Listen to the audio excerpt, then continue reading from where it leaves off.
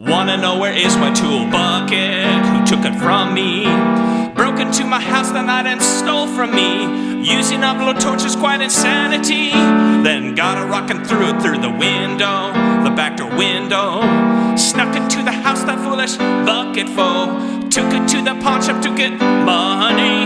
Need your hands here now. Hey dude man, coolest thing around. Got my show now. You're my hands right now. This is Adam Sheffield. Welcome to American Heritage Center Radio, home of the Property Therapy and Talent Development Program. Let me tell you about our sponsor for this episode. It's Big Dudes Music City, one of my favorite places to go.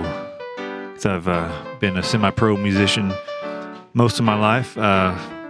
They've been there since 1976. They do lessons, repairs, rentals, installs, anything related to your music, your AV. 3817 Broadway Boulevard, Kansas City, Missouri. They got guitars, keyboards, drums, recording, DJ equipment, lighting equipment, accessories, used gear. They got a lot of pros working down there that can help you out. Find out whatever you need. Get your property therapy skills on your musical instruments. They do guitar lessons, everything from beginners to professionals. Where the pros shop. Big Dudes Music City. This is Adam Sheffield and John Pine, the Property Therapy Show. We are live at the American Heritage Center, and we are with John Hajicek and his daughter Samantha Hajicek. It's great to have you guys with us. Thank you. And John Hajicek is the world's foremost book collector and collector of artifacts and books, especially specializing in Mormon and Restoration theology. And it's extraordinary to have you with us. Thank you very much. And we're going to talk with John about property therapy issues that he deals with, like valuation, authentication, preservation, and how it impacts faith orientation in our lives and in this country. And he's on the front lines fulfilling the Malachi's prophecy of connecting the hearts of the children to the fathers and the fathers to the children, lest this earth be smitten with the COVID curse. And John Hajicek is a historian, curator, and collector and archivist. So let's break down those terms. What does that mean? Tell us what does that mean, the difference between a curator and an archivist? Well, I started as an archivist really first. To me, an archivist is somebody who compiles an archive. And so my mission started out as a teenager, and my object was to build resources that would reinforce and validate my faith. So I started collecting very early. As an 18-year-old or as a teenager, I started buying first edition, or at least Joseph Smith period editions of the Book of Mormon and other Latter-day Saint scriptures and documents. But it started when I was first trying to just acquire photographic reproductions of the books, and found that it was virtually impossible to get the particular editions that I wanted, and I found I had to go into the marketplace and actually purchase an original copy. For those that have just tuned in, the Restoration and Joseph Smith is how Christianity developed in the New World, right? And the artifacts. So you collected as an archivist? I think first as an archivist, right? Okay, so I wasn't a collector. It wasn't a hobby. It wasn't an attempt to get one of everything for competitive reasons. It was inner need.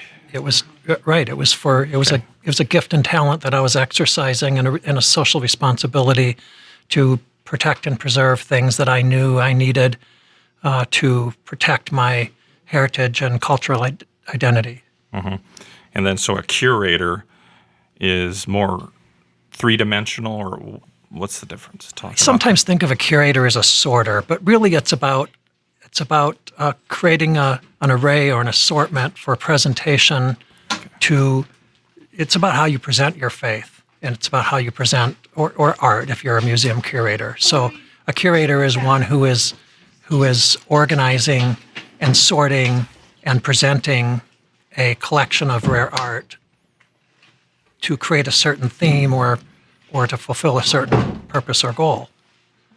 So it has a audience connection and a presentation and a packaging element to it. Exactly, So it's right. more than just the preservation, but also like the public connection to it. Like a curator of a museum. Correct. Right. Right. Okay. So and then the historian.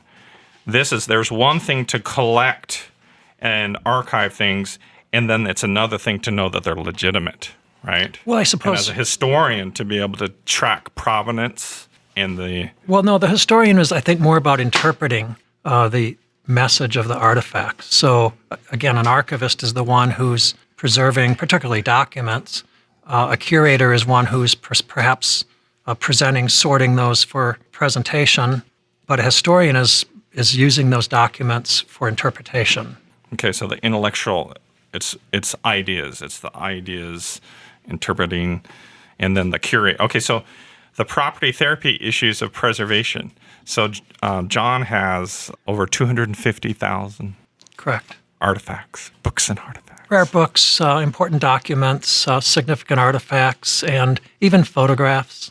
Photography was invented about 1839 and made it to Illinois and the Mormon nexus in about 1846. So we start collecting Mormon photographs beginning in 1846 through even the mid-century, 1966.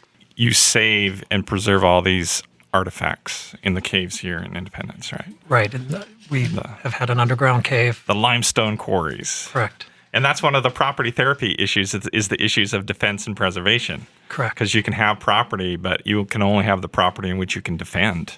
And part of defending property is preserving it and housing it and true. being a steward over it, right? Correct. And but what I was saying about there's one thing to amass property, but another thing to be able to check to make sure it's authentic. It's one of the most As a important things we do. Yeah. As a consummate skeptic, let's talk about that.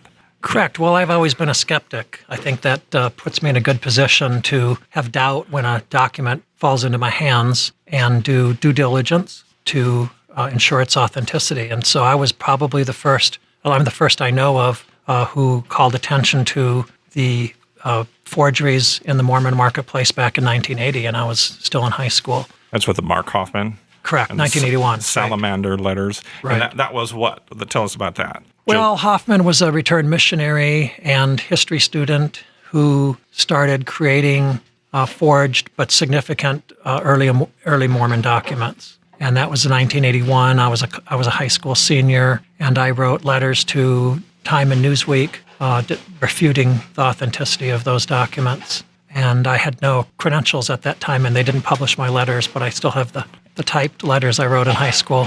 So in one of these documents, Joseph Smith is alleged to be getting his revelations from a salamander. Is that Correct. right? Correct. And then the church was fooled by it. The Mormon church was fooled by it initially, right? That is right. And so what did you see? What is it like that tipped you off initially? What was like the main... Well, I hadn't handled saw as through many it. rare documents in my own hands in those days, but I already had read enough of Joseph Smith's writing that I could identify idiosyncrasies in his writing style, and they just weren't Joseph Smith documents. So it wasn't the content, but it was the... No, it was the content. It was the content. Well, it was the word print. Right. like how the letters were formed or how the writing was No, done? it was or more what? about his sentence structure. Sentence structure. So those are all the things we look at. And now I have, some proprietary means to examine. I still examine Hoffman forgery. I still examine documents that I identify to be Hoffman forgeries today in the marketplace, using a list of about 50 different things that I'm looking for that consist of, the paper, the ink, the way the ink is dried, the just so many different things. The size of the document, it's like a checklist that you. The Moriarty, the Hoffman is the Moriarty nemesis out there creating these fraudulent documents out there, and Correct. and so you're Right. sleuthing through like Sherlock Holmes. Right. Yeah.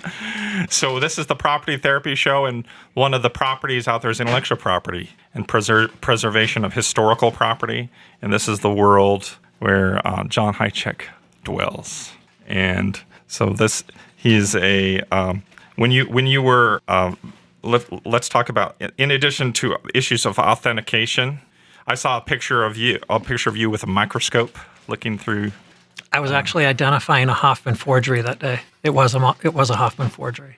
So we had here on the show. Now this is a motivational show, and there's many ways of to motivate people, and we don't endorse any particular faith orientation, but we here at the American Heritage Center we look into different faith orientations and investigate where they come from, and then we leave it at that and channel it toward taking good care of property. And so that's one of the things that the Mormon Church is very known for, being the most prolific steward of property and owner of property. It owns more property per capita than any other church. On one of the episodes, we interviewed Joseph Smith, and that's the History Alive Elements. We bring historical characters alive.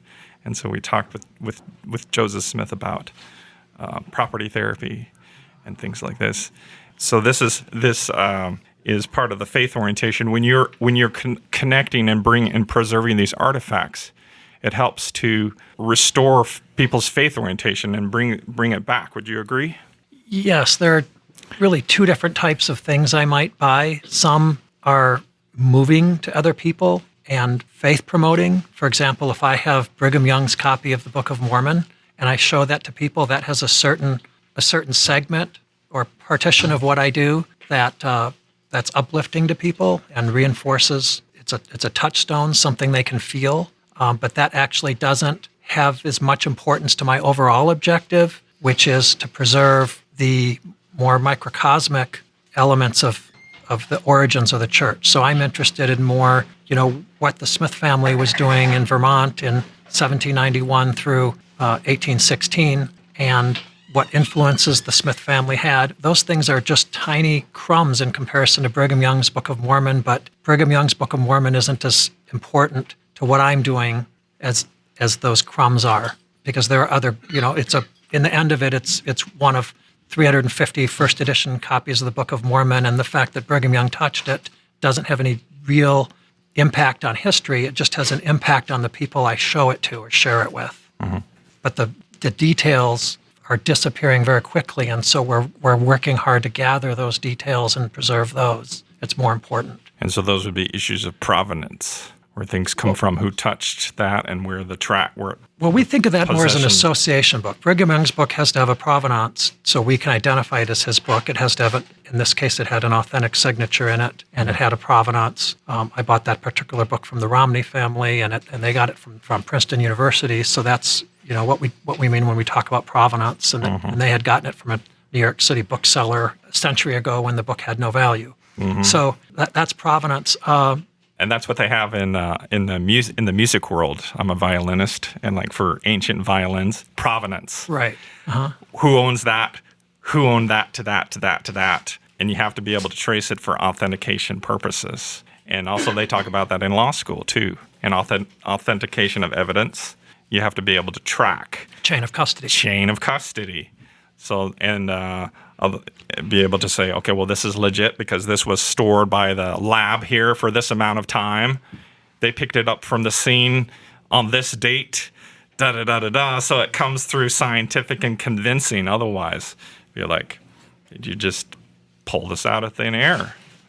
So when you're sinking in, investing in lots of funds in property, you got to make sure that they're authentic. Right. So and provenances get confused. So we have a number of things in the Mormon historical community today that have questionable provenances. There are daguerreotypes of Joseph Smith that aren't really Joseph Smith. There are seer stones represented as Joseph Smith seer stones that don't have a clear and convincing provenance. And there are documents still, including in the Joseph Smith Papers Project, which aren't authentic documents. And so my job is, I'm more skeptical than the people at the church still today, just the people in the church in Salt Lake City, still today just as I was in 1981. So I question a lot of things, and that makes me particularly good at my job because nothing that's a forgery has come through my hands. I love it. Okay, so we've talked about issues of authentication. What about preservation? Because once you have property, what we were saying before, once you have property, you can only have the property in which you can defend. Right. Well, I think of it as like a four-step process, right? So my first responsibility is to discover things, and we're really saving things in the discovery process. Things may be in an attic or in a basement. They're at risk of loss.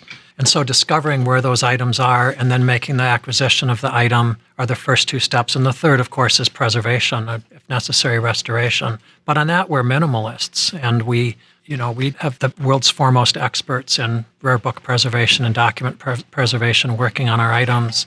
But we do as little as necessary to stabilize the item so that ideally it'll survive another 1,000 years. But we don't do anything intrusive.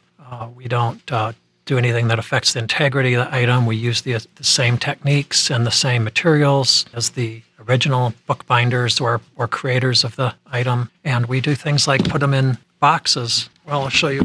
Here's a framed item that actually is in a box, not on a wall, to protect it. So it's this is an original, made from life portrait of Joseph and Hiram Smith. It's a painting, a watercolor, probably tempera or gouache paint, and it's made in Nauvoo in 1842. You'll see here that I've left the frame itself as part of the material culture, and so I don't even want to take it out of the frame, but we've put an acid-free alkaline backing behind it to buffer it against the wood, but I've then created a box for it, and this then stays in a safe that's fireproof and temperature and humidity controlled and theft protected and protected against insects or rodents. Getting that off of somebody's wall was a very difficult thing for us. The family knew the value, but that had hung on their wall their entire lives, and they would miss it on their wall, they said. And so it was at risk of a fire in an ordinary home in the woods. And so we've taken the steps necessary to keep that safe. But more than that, it's now curated. It's part of a collection of similar works by the same artist. So we have about 25 works by this artist, Sutliff Maudsley, who created portraits of most members of the Smith family and most of the leadership of the church in Nauvoo during the 1840s. So by putting it together in a collection, putting them all in archival quality boxes and keeping them all together, they will eventually end up in some museum that's capable of protecting them the way we are. For those that have just tuned in, we are with John Hajicek. He's the world's foremost collector of books and specializes a book collector in the world, the private book collector in the world, with over 250,000 artifacts.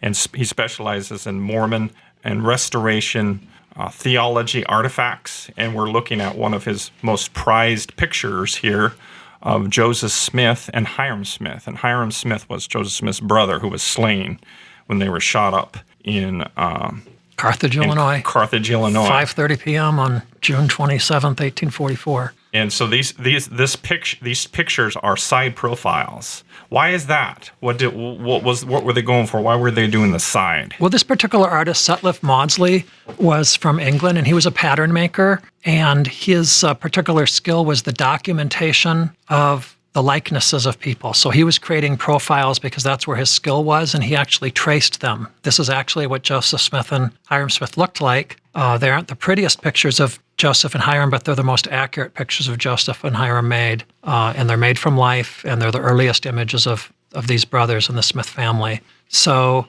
Maudsley was a pattern maker. You don't see it so much in this particular piece, but in Maudsley's other works, you see a lot of attention to the tapestries. He was a calico pattern maker in England, so he spent a lot of his time on the details of patterning in the hair, the eyebrows, the eyelashes, the lace, combs that women had, curtains, rugs, carpets, wood grain on tables, any kind of detail like that. And he's probably the artist who patterned the Nauvoo temple sunstones, starstones, and moonstones. So he's quite an accomplished a reproductive artist in the sense that he was able to replicate one thing. So he could take a pattern for a Nauvoo temple sunstone and then make 30 sunstones, these iconic Mormon images that went on the Mormon temple. So he's able to take one and then create 30 identical 6-foot by 6-foot sculptures because of his ability to recreate the pattern. So we're here for those that have just tuned in. This is the Property Therapy Show, live from the American Heritage Center. And one of the things that we've talked about on the show is when you have property, it becomes a talent harbor for you to grow your talents in all sorts of ways. And you can have collections, like we've featured book libraries, tool libraries, artistic libraries, plant libraries. One of the people in American Heritage Center community, for instance, grows oranges in her house out of 5-gallon buckets and then debuds them to keep them small. Oranges, apricots, and avocados. And she keeps them small. They're seriously, I went in there and she debuds them, pops the buds off, and it keeps it stunted in the house. And so in this case here, we have talent harbors for archival preservation, and it has led for other talent developments for outreach and networking and presentation skills, hasn't it, in your life?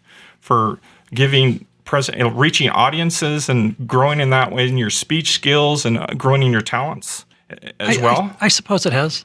Because that's part of the curator aspect, is the being able to connect with people. Well, a lot of what I do right? is sharing, right? Yeah. So a lot of what I do is sharing. The behind the scenes part is hard work. The discovery is hard work. I put a lot of miles on my car and a lot of airline miles in every year. It takes an unfair share of my resources to make the acquisitions, and the preservation is just endless. Hiring experts and the language that you have to develop in order to communicate with the experts to get exactly. I'm essentially teaching them, even though they're chemists and technologists. I'm explaining to them exactly what I want for the period.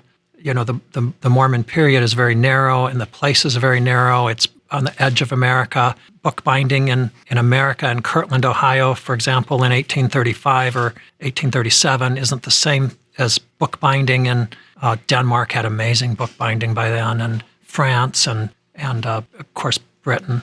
You know, they had very, very fine craftsmen there. But the binding we're doing in Kirtland, Ohio, or Nauvoo, Illinois, or Independence, Missouri in 1833 is very, very primitive and very different style. So when I'm working with a rare bookbinder or a conservator or a restorationist, there's communication skills that we're using that we both understand to get the item preserved exactly the way we want it for the correct period and the correct place and the correct theme. This is extraordinary to me that a private individual is doing this. You're like a walking university. This is a Renaissance man of preservation that is doing this. This is a man here that is giving the Mormon Church the run for their money. For they will die for these to get these things. Well, and you're creating the competition out there. It's incredible. I'm competing head to head with them at auction and in the quality of what I do. But it's because I have a different nimbleness than a bureaucracy has. So I can move, I can turn on a dime. I can get in a car and I can move quickly and make an instant decision. I can think on my feet at an auction where they might have a predetermined idea of how that auction might turn out. I can easily outbid them, not because I have more resources, because they have $100 billion, maybe $250 billion. But instead, I'm just having that flexibility of a private individual, being able to do what I know is right instead of waiting for somebody to approve what I know is right. And this has to go with evaluation also, not only that nimbleness in acquisition, but nimbleness in sharing. Correct. Being able to move, and coordinate, network, go out there, right, and connect with audiences. And that goes right to valuation, right? Because the more you share about something, the more something becomes valued and coveted, right? Wouldn't you agree? The more that something is seen and appreciated, and we're like, that's something that I would want to have. Yes, the market's changed since I've been in it, and the appreciation has grown. So when I got started in 1980, a first edition Book of Mormon was $5,000. Today it's $100,000 or much more. So a lot of that has to do with an increased awareness, not because the churches have grown so much, but because there's an increased awareness of the significance of, even the Book of Mormon as a significant book of American literature, regardless of its faith claims, regardless of our faith in the Book of Mormon. The recognition among others that the Book of Mormon has changed America, and that if it wasn't true at all, it would still be the most significant book ever written in America. I think they just sold in the last few years the Community of Christ, their edition of the Book of Mormon to the Mormon Church. They sold the printer's manuscript. It was the printer's manuscript. The second manuscript. Yeah, and it went for how much was it? $35 million. It's incredible. $35 million. Okay, so what the printer's manuscript was, when Joseph Smith first put down to pages, with his scribes put down to pages, the Book of Mormon that he claimed to receive from God or through the Urim and Thummim. When he put those to pages, then he made a duplicate copy of it, right?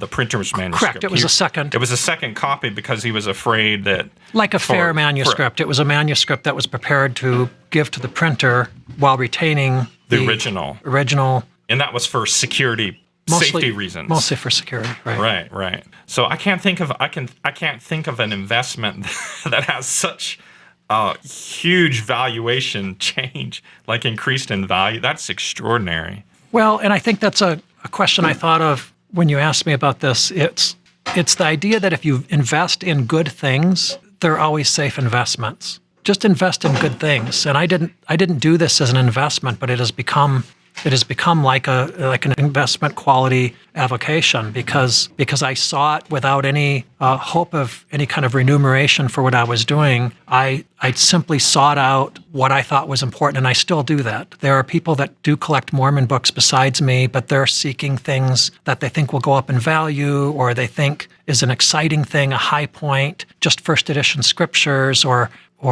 a famous person's copy of the Book of Mormon, but I'm looking for things that I think are critical to American history. By the way, not just Mormon books. So even though Mormonism is what is the core, the nucleus of what I'm doing, I'm interested in the context and environment of the Book of Mormon origins and the Smith family. So I have to collect Universalist books, Methodist books, Baptist books, Presbyterian books, all of them, Congregationalist books, Campbellite books. They're a different restoration style. So I have to branch out into this entire area of what is going on in America in the period, particularly from, the Smiths arrived in Massachusetts Bay Colony in 1638 as part of the great Puritan migration to the United States, or to what became the United States, to Massachusetts Bay Colony. So they're coming from Boston and England to Boston and New England, and they're bringing something with them. What is their culture? And they're bringing that to Massachusetts, and they live in the same general area for 5 generations in Massachusetts with some forays into New Hampshire, and then they move up into Vermont for 25 years with, again, a brief foray into New Hampshire. But basically, they're Vermonters. And so we want to know whether you believe the Book of Mormon is a true book of early American scripture or not. You still want to understand what the environment is that produced the Smiths and then ultimately produced the Book of Mormon. There's unique things to Joseph Smith that was, apart from his time, unique when he was talking about the Jews, right? Do you remember that? Yes. And he was talking about the Jews have a future in the establishment of the church, and the future in the church. Right. And which was a unique in his time. Right. No, everybody, that the Jews in his day were a hiss and a byword people. And here he's receiving these revelations that they will have a place in the church in the future, in the church in the building of Zion. And that there's one that talks about that the revelations, if one that is of the seed of Aaron, of the Levite seed, if they can't be found, then you can have a substitute. But he credited the Levitical priesthood, right, of having validity in our time into the foundations of the church, which to me is an extraordinary. One of the things that makes him extraordinary, in also his Joseph Smith's King Follett address, right? Right. And what this was that everybody has an infinite potential, basically. Right. So there's no doubt that the Book of Mormon is unique in its place in New York, in Western New York in 1830. And so that's what I'm interested in establishing and preserving. So the Book of Mormon and the Smith family are both Christian. I believe my conclusion after 40 years of this is that the Smith family was as Christian as any family in New England and New York. Mm-hmm. And the Book of Mormon is as Christian as any book in New England and New York. And it's a very conservative spiritually. Yeah, and that's after me having the resources and owning the resources of essentially everything the Baptists and Congregationalists and Presbyterians and Methodists have written in the same period. So the Smiths are up against, or the Book of Mormon, or Moroni or Nephi, they're up against the great theologians of the day who have been educated at what we now call the Ivy League schools. They're competing with Princeton and Yale and Harvard and Dartmouth for this book, and this book is unique in that class. There's no comparison. The doctors of divinity in New England don't create anything of the power and the style of the Book of Mormon. Yeah. The Book of Mormon is still simply the most compelling book of the era. It has so many different voices in it, writing in so many different colors, telling so many different stories, and they're dovetailing on top. And the book's been around for 200 years and publicly accessed, and they're connecting and building on top in such a intricate weaving. It's not going anywhere, you know. Correct. And there's also the Pentecostals. They're Lynn Ridenauer. Yes. And a Baptist preacher who believes in the Book of Mormon. Yes. And because it has spiritual gifts within it. And so that's what we talk about. There's at the Heritage Center, again, we don't have any particular endorsement of religion, but of faith orientation, but we look into and how it takes care of property, what it is, and then channel that to taking good care of property. And here he's taken John Hajicek's taken extraordinary care of these stewardship of these artifacts and connecting, really drawing us back to our forefathers. That's ultimately what you're doing. You're connecting us with our forefathers, right, and foremothers. Some pieces like this one I have just opened up for you here is got the carryover between both things. It's on one hand something Joseph Smith owned personally, but on the other hand it's got intense historical documentation. This is a map Joseph Smith carried in his pocket. It's a map on suede, and it's a map of Far West Missouri. By suede, you mean what? What's suede? Leather. Leather, okay. It's a map of his settlement in Far West Missouri. It shows the temple in the center of the city and has the blocks all laid out. And he's got a little pencil dot on all the lots he sold. So Joseph Smith would carry this in his pocket and walk through the town when new immigrants arrived from Kirtland, and he would apportion out people's inheritances. And he had to have basically the list of the already sold lots, and he'd show lots to people and let them take a lot. So each of those are city blocks and then divided up by each lot. Right, there were 4 lots in each block. And then near the temple, there were longer lots. And it looks like right here, he divided it into 4 instead of 2 that's maybe the commercial streets. The commercial streets, right, streets. They were redivided. Joseph Smith was quite had a diverse amount of talents, didn't he? He had a lot of talent, and he had a lot of good advisors. And he had some architectural skills here. Do you think he drew this up and planned out this himself? No, probably Frederick J. Williams or somebody drew it for him.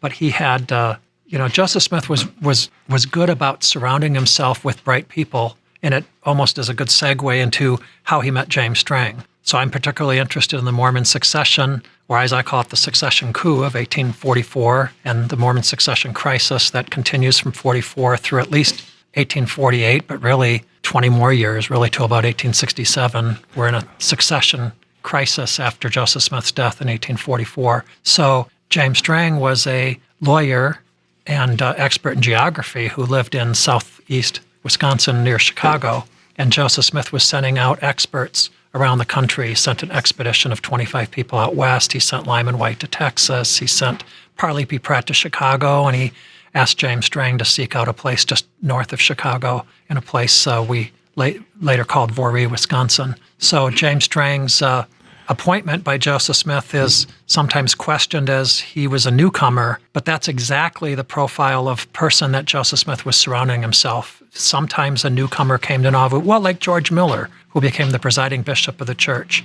or William Marks. Some of these people advanced very quickly in church leadership because Joseph Smith tapped them, or God tapped them, for their important skills. So yes, Joseph Smith surrounded himself with skillful lawyers and skillful accountants like George Miller or Newell K. Whitney, and used their resources. And it didn't just go to somebody like Brigham Young, who was a cabinet maker and fairly literate. And we assume that the claim is made that Brigham Young is Joseph Smith's best friend, and it's clear he wasn't. And Brigham Young was a suitable person for Joseph Smith to draw talent from in 1834 when the church was very young, and Brigham Young had gone on, the expedition to Zion in 1834 when they traveled from Kirtland to Clay County, Missouri to rescue the saints' lands here in Jackson County, Missouri. Well, you've got Brigham Young there, suitable as a camp leader in 1834, but wasn't the skill level that Joseph Smith was seeking in 1844. So for the background, for those that are tuning in, those that think that the Mormon Church are the only believers in the Book of Mormon out there. There's so many different, here, especially here in the heartland of Missouri. There's many different sects and churches that it's like a smashed mirror. There's just a plethora of churches and elements that may be true, but James Strang was the first. So James Strang made his prophetic claim, his presidential claim, the claim to be Joseph Smith's successor. He made that claim right away.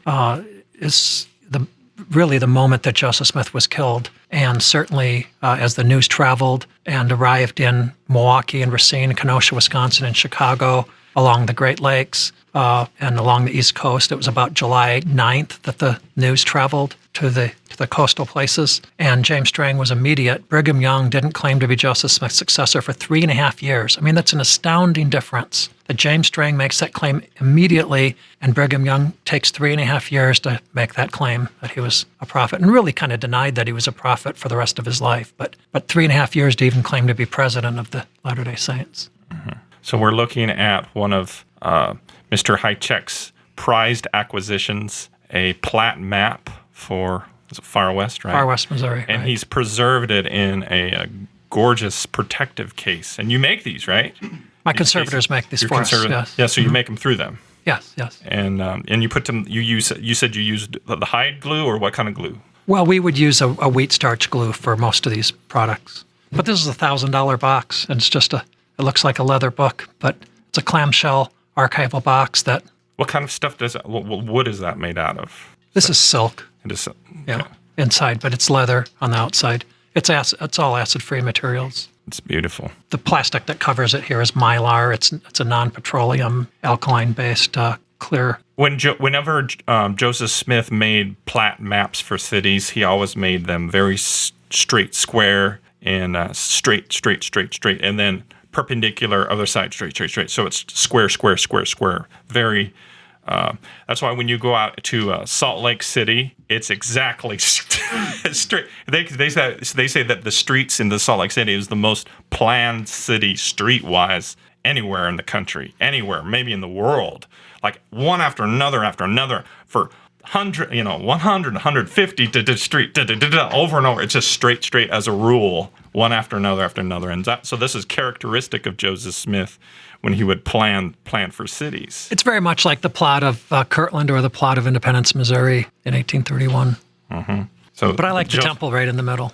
It's essentially the public building concept, temple block or temple square.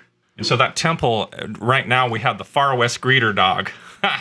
For those that are in the American Heritage Center community, that temple never got built, but he laid the cornerstones. Right. And when we were visiting up there, and there was a bulldog, and he had the Far West greeter dog. He was alone when we came to the temple site. He came up and gave us a love attacks, and it said Far West greeter dog. So we have here. So this is a motivational show. This is for those that just tuned in. This is the Property Therapy Show, and there's many ways to motivate people with hands-on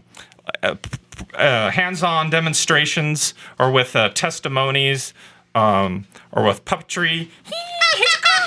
So we have Bowie. He's just been sitting here silently here. Bowie's the bowerbird, the mascot of the American Heritage Center, and. So we have this. This is the Contractor Olympics. He's a contractor. Mr. Hajicek's a contractor of preservation and acquisition and authentication and of intellectual property of historical weight. And so he's showing us a hands-on demonstration of some of his extraordinary acquisitions. So you have another one here. So this is a first edition Book of Mormon. It's one of the 5,000 printed in Palmyra, New York in 1830. It's okay. I actually want it to lean like that a little bit. This is one of the first 5,000 copies of the Book of Mormon. It's one of the first editions. It was printed on a third floor of the Grandin building of E.B. Grandin. And they printed it on the top floor, and they bound it on the second floor, and then they sold it on the first floor. This particular copy is associated with Grandin himself, and it stayed in Palmyra for 100 years, and it was subsequently owned by one of his foremen, one of the foreman of the print job, Pomeroy Tucker. And then it was afterward owned by a man named Pliny Sexton, and Pliny Sexton owned the Hill Cumorah. And then I'll show you the inscriptions in the front of the book that show that provenance.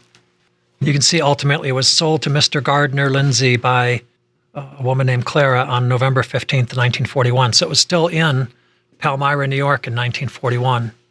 Pliny Sexton got it in 1905. So this is these Book of Mormon run was paid one of the witnesses, Martin Harris, mortgaged his farm to pay for that book, the printing of that book. He had Martin Harris was one of Joseph Smith's scribes, and for those that are new to the the history of it, Joseph Smith had scribes writing for him, and he didn't write down any of the Book of Mormon himself when he was translating or transcribing the book. He had people that were writing for him, and his scribe, Martin Harris, was a wealthy farmer, and he mortgaged his farm to pay for the first run of the Book of Mormon, was 5,000 copies. And by doing this caused his wife to divorce him. Right. So this is one of the most valuable books in our American heritage right here. Right, and this particular copy, as you can see, is virtually unread. It's incredible. It's as good a copy as I've ever seen, and then its association with the printers and the owner of the Hill Cumorah make it especially important. This book, by the way, is made with sheepskin, and the sheepskin comes from Palmyra, New York, and there were about twice as many sheep in Palmyra in 1830 as there were people, and in fact about twice as many sheep in Manchester as there were people. So there are thousands of sheep and the number one occupation in Palmyra, New York in 1830 was tanning leather. So this comes right out of Palmyra. The paper is made literally in eyesight of the Hill Cumorah. The paper for this book is made right there in Manchester Township, in the shadow of the Hill Cumorah. The type for that book is different in every single copy of the book. They had to print that book with 37 different gatherings and then print 2,500 sheets to make 5,000 books. They printed both sides of the same sheet and then cut it to make 2 books by rotating and turning the sheets. So they used 25 large sheets, newspaper size, let's say, and then cut them to make 2 books. So they had to make 2,500 sheets and then make 37 stacks of 2,500 sheets. And as they worked their way through the book, they made corrections to the typographical errors, grammar, spelling. And so they would correct the book, but they would keep on printing. They would print sheets and pass them around the room where the Smiths and the Book of Mormon witnesses, the Whitmers especially, were sitting in the room, and they'd make corrections as they worked their way through the stack of 2,500. But then they flipped the sheets over and printed the other side and continued to work through the sheets. So they're printed in reverse order. And then they scramble them. There's 37 different sheets scrambled together like shuffled cards. And so all the typographical errors in the book are different in each copy. Once you've scrambled them all together, we think and I've owned 125 copies out of the 350 that exist. And you said there was 5,000 of them. There are 5,000 printed. That were printed, but there are only about 350 exist. I have or owned 125 of those, and there are no 2 alike because the typographical errors were fixed. But in this particular copy, it may have an error fixed in the beginning of the book, but it may have an error in the back of the book that the other copy has fixed because they're fixed in a scrambled way. So there are no 2 copies alike. It's like a snowflake. So what I'm doing is, you can't. It's not enough to just preserve one copy. You have to understand the book as an artifact that has variances in it and a variance in it, and you also have to understand it as a physical, material, cultural object. So we're interested in the text of the book, but we're also interested in preserving the binding as material culture. It's a separate project to understand how the book was put together, and understanding things like if they printed 5,000, did they do an overrun? Did they really print 5,100? Well, if the contract was to print and bind 5,000, but they printed 5,100 to make sure they had enough to bind, what happened to the extra 100 copies? They were taken to Kirtland in a wagon, unbound and bound in Kirtland. Well, I'm the only one who at one time knew that, because I made that discovery, because I was able to see that enough of the bindings together to discern that one particular variant binding was actually the work of the Kirtland binders, and I knew that because I had enough Kirtland books from the Doctrine and Covenants and the Hymnal and the Book of Mormon printed in Kirtland, Ohio. So those finer things can't be learned by buying one copy of a book. So then you get people like me that it looks like we're hoarding, but we're actually trying to understand the material culture implications of the book. And that's an important story to how that book got distributed and how it ran out, how the supply and demand for the book changed in Kirtland, Ohio between 1831 and 1837, and how the church was growing exponentially and what happened, why they ran out, why they kept dropping the price but then ran out.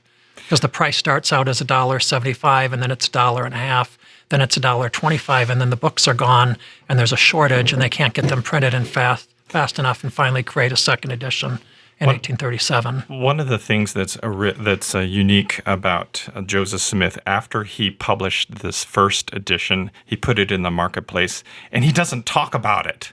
Like for years and years and years, you don't find it in his records of him talking about it. And the book just took a life of its own. And he didn't like whip a horse like the poet says. To get the publicity for your works, you got to whip. It's like whipping a horse to get the publicity to his works. But when he released it, you don't find him talking about it. Well, they competed with Protestant religions based on the Bible. So they used the Bible as the proof text for their doctrines and used the Book of Mormon only internally. Okay, so to explain, we have Bowie Bird. He's just been really fascinated here. Bowie, we're looking at a Book of Mormon, and the Book of Mormon was used. There's a way of communicating. Humans have a way of communicating ideas in visual written form. So here, those are the Bowie birds. Bowie birds, you guys just chirp. You communicate by oral transmissions. But us humans here, we have a way of writing things down, and then you can communicate ideas. It's kind of like Bowie when you paint the nest, your bower nests with your paint, visually communicating things. It's the same way, but we're communicating ideas. Can Bowie have a look at the Book of Mormon here? Let's get a picture of the Bowie looking at the first printer's manuscript edition of the Book of Mormon. Wherever there's property therapy issues involved, Bowie has to be there. He wants to be there to inspect it. So it's been fantastic having you with us here, Mr. Hajicek, and your beautiful daughter Samantha. Thank you. And so this is the Property Therapy Show, and this is an extraordinary man who is doing an amazing work, preservation work for our country, and we are here with his son as well, his son, and because if you don't preserve this stuff, it can get destroyed and lost, right? And it's like what we were saying about the gold in the backing the currency. We have vibrancy to the intellectual property. Right. So you can now buy a photographic reprint of this book, but I compare it to gold backing paper currency. So when a bank used to issue paper currency, like the Kirtland Bank issued Kirtland currency, they were supposed to have gold in the vault to back up the paper. Well, it's kind of like that. You can have reprints of these rare books, but if all the originals are lost, and in 100 years or 1,000 years we all have the reprints, well, there's nothing to back up the reprints that we have, the foundation. I actually think that there are several subsequent editions that are more important, and there are 5 editions printed while Joseph Smith was alive. The second edition is printed by Oliver Cowdery himself. So this first edition here that I brought today is printed commercially for the Smith family and the Whitmer family by Grandin in Palmyra, New York. But then they took the printer's manuscript and the original manuscript, and they compared it to this first edition, and they made corrections to the printer's manuscript. Oliver Cowdery, in consultation with Joseph Smith, made corrections to the manuscript, the printer's manuscript, and then used the printer's manuscript to print the second edition in Kirtland, Ohio. And then, even while Cowdery set the type himself for the second edition, he made more corrections on the fly. So the second edition is critical because it has corrections made by Oliver Cowdery, who listened to Joseph Smith translate the book. It has those corrections that aren't even in the printer's manuscript and aren't anywhere else. And these corrections are nothing to sniff at. Sometimes they can change the meanings of the sentences and the ideas communicated. Correct. So and, then I have in my library upstairs, I have 1,000 books, and you watch the video of the how I build my library under the Truth Taxonomy system. It's on the Facebook page. But I own one of it's called the earliest text. You know what I'm talking about? They just published the critical it. text the project. critical text, and it's reconstituted text from the printer's manuscript in all its glory and all of its mistakes. And there's, like they said in the book, there was something like 15,000 typographical errors or mistakes total, and it averaged to 2 to 3 mistakes every page. Right. So then we have that second edition we call the corrected edition. And then there's, in 1840, then 3 years after that, Joseph Smith does what he called a revised edition. And, he made about 50 more changes. So there's 4,000 changes between the first edition, Grandin's edition, and Cowdery's edition in 1837. And then Joseph Smith makes only about 50 more changes in 1840, and then Joseph Smith personally reprints the Book of Mormon in 1842 and makes no corrections. So the 1842 or 1840 version, the 1840 edition of the 1840 version, or the 1842 edition of the 1840 version are the author's authorized copy, or the translator's authorized copy. And then the apostles in England took the corrected edition from 1837 to England with them on their first mission in 1837, and they reprinted the 1837 edition in England with an anglicized text, which became the 1841 first British edition. It leapfrogged over the 1840 revisions that Joseph Smith had just made in Nauvoo. They didn't know about those revisions. So then they have an 1841 edition in England that's not as far as advanced as the 1840 edition in Nauvoo. Joseph Smith then dies, and what do they do in England? They continue to reprint from the Apostles' anglicized edition that's based on the Kirtland, and they don't incorporate Joseph Smith's last authorized revisions, and they print that until 1981 in Utah from that Kirtland edition, and they don't use the Nauvoo revisions until they finally incorporate those in 1981 out in Salt Lake City. So what we're doing is that's just the most crude example of why it's so important that we're collecting and preserving all the different editions, not just the first 5 while Joseph Smith was alive, but the first Salt Lake edition from 1871, the first commercial edition printed in New York in 1858, and everything in between up until now. We're trying to protect and preserve these. But it's not just the Book of Mormon, so then we go to everything else we have to do. Photographs, historic sites, documents, the origins of the book, the succession, James Strang, all that we do in our project to preserve things that relate to all the succession claimants particularly from 1844 to about 1876. Preserving these texts of especially James Strang. Mm-hmm. Well, it's great having you with us. This is a very talented man and influential work that you're doing. So thanks for being on the show today.